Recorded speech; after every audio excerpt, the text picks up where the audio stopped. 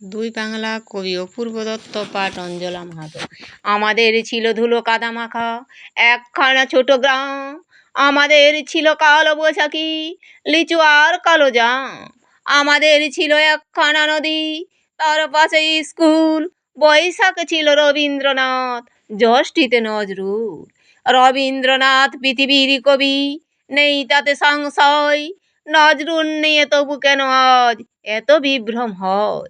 কেউ বলে তিনি এপারের কবি, ওপারের বলে কেউ, এপার ওপার তার কাছে এক, ফেরায়নি কাউকেও। কেউ বলে তিনি বিদ্রোহী কবি, কেউ বলে কবি ধর্মের, সাম্যবাদের পুরোহিত তিনি, মানুষের যত কর্মের। পদ্মার বুকে ঢেউ যদি জাগে, গঙ্গায় লাগে দোলা, মন্দিরই বলো মসজিদই বলো তার কাছে সবেই খোলা।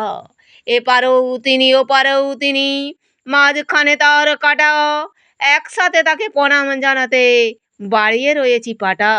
বিভেদের গাছ কেউ যদি পুঁতে, টান মারো তার মূলে, দুই বাংলাকে এক করে দাও রবীন্দ্র নজরুলে।